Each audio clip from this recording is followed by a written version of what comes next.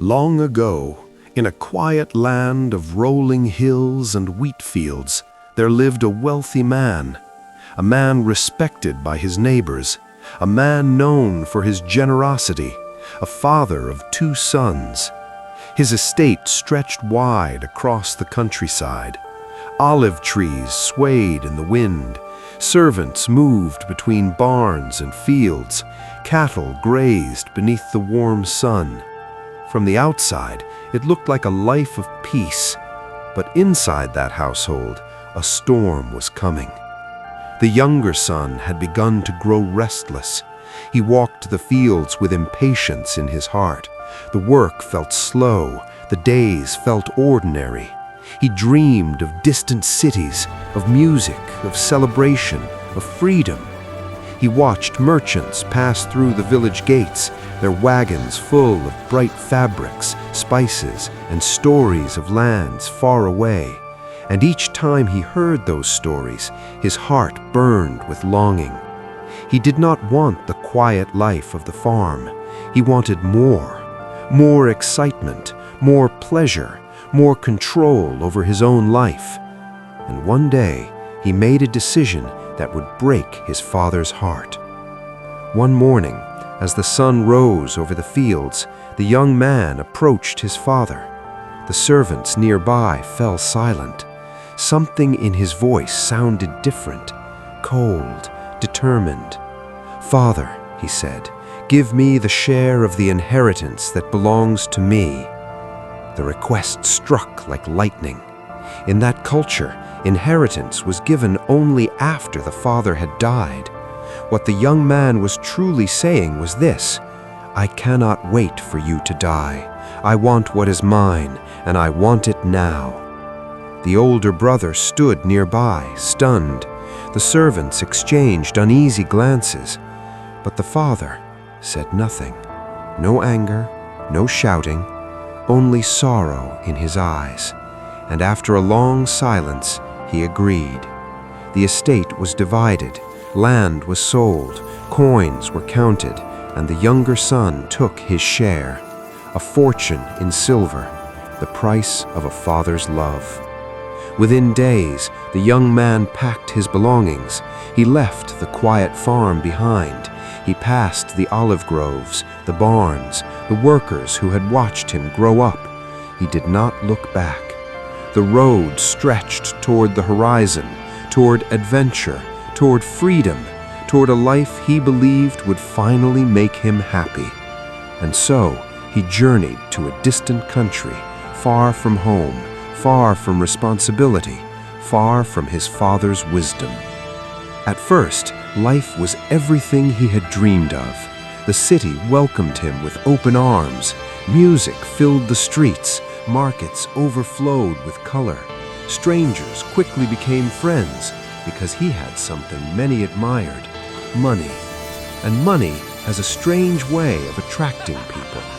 Nights became celebrations. Tables overflowed with food and wine. Laughter echoed through crowded halls. Musicians played long into the night. The young man spent freely. He paid for the finest meals, the richest clothes, the loudest parties, and his new friends cheered him on. To them, he was generous, exciting, important. But slowly, the coins began to disappear, one by one. The silver grew lighter, the purse grew empty. Yet the parties continued, the laughter continued, the spending continued, until finally there was nothing left, not a single coin. And then everything changed. At that same time, a terrible famine struck the land. The rain stopped falling, the crops failed, food became scarce, prices soared. The wealthy tightened their purses, the poor filled the streets, and the young man, once the center of every celebration, found himself completely alone. His friends disappeared, the laughter stopped, the invitations ended, because when the money was gone, so were they. Hunger soon followed. At first it was only discomfort, a missed meal, then another, then another. Soon His stomach twisted with pain, his strength faded, his fine clothes grew worn and dirty. The young man searched desperately for work, but no one wanted him. Until, finally, one farmer offered him a job that no respectable Jewish man would ever choose: feeding pigs. Day after day, he stood in the mud, among the animals considered unclean. The smell was unbearable, the work was humiliating, and worst of all, the pigs ate better than he did. The farmer gave him nothing, not even a portion of the food meant for the animals. So hungry that he stared at the pods the pigs were eating, so desperate and hungry that he ate with the pigs too, because no one gave him anything. The boy who had everything now had nothing. Nothing but hunger, nothing but regret, nothing but the crushing weight of his own choices. And then, one quiet afternoon in the fields, something shifted. The young man sat in the mud, watching the pigs, listening to the wind move through dry grass, and for the first time in a long while, he began to think clearly. Scripture describes it simply: he came to himself. He remembered home, not the inheritance, not the wealth, but the kindness of his father. He remembered the servants. Even they had more than enough food. Even they lived better than he did now. And suddenly, the truth became undeniable. He had not only ruined his life, he had sinned against his father and against God. Tears filled his eyes, shame flooded his heart, but somewhere inside that brokenness, a small spark of hope remained. He whispered to himself, "How many of my father's hired servants have food to spare, and here I am dying of hunger? I will go back to my father, but I will not ask to be his son again. I will say, 'Father, I have sinned against heaven and against you. I am no longer worthy to be called your son. Make me like one of your hired servants.'"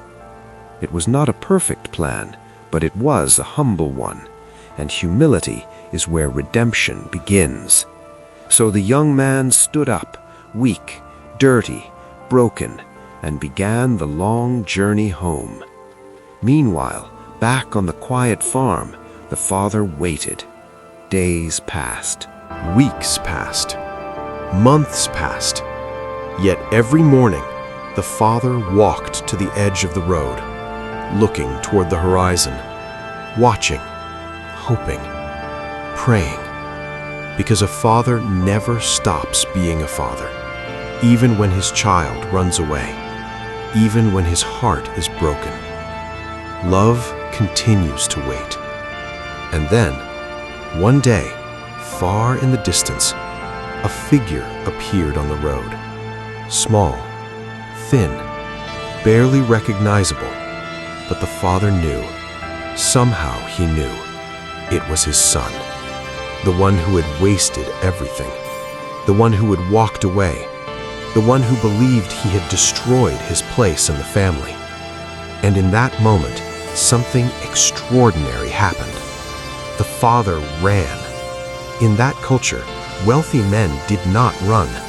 Running meant lifting their robes. It meant public embarrassment. It meant humility. But none of that mattered. Love outran dignity.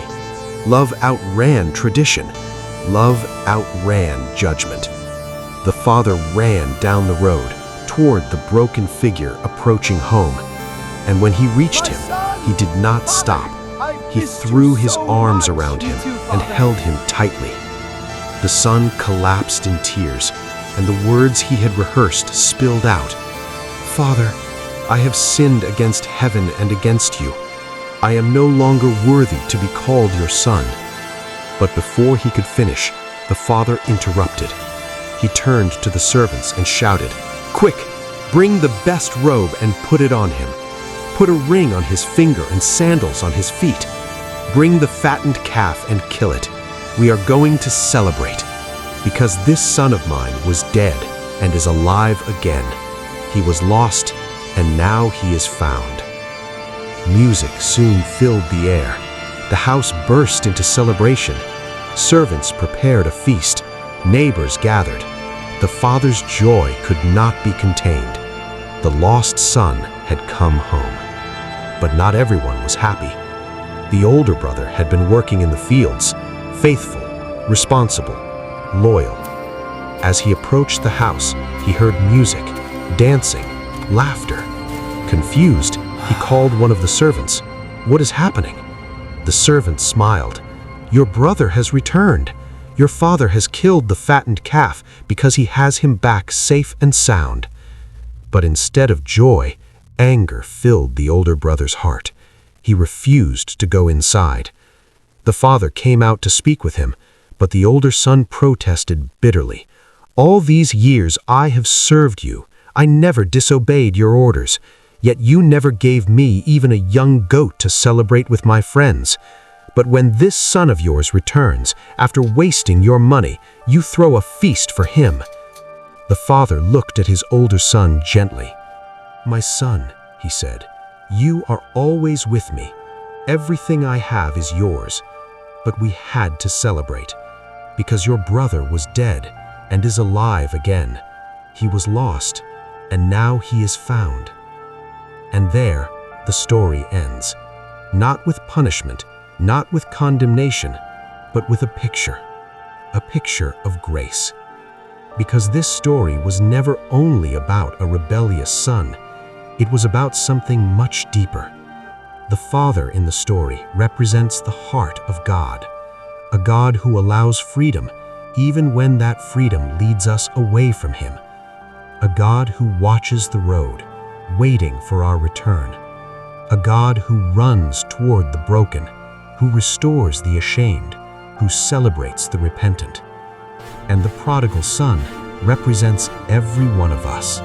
Every moment we choose pride over wisdom, every time we chase temporary pleasures, every season we wander far from the truth. Yet the message remains the same. No matter how far someone has gone, no matter how much has been lost, no matter how deep the failure, the road home is never closed, because the Father is still watching the horizon, still waiting, still ready to run, still ready to embrace, still ready to say, "My child was, and now is found." If this story has blessed you, please consider subscribing. May God richly bless you.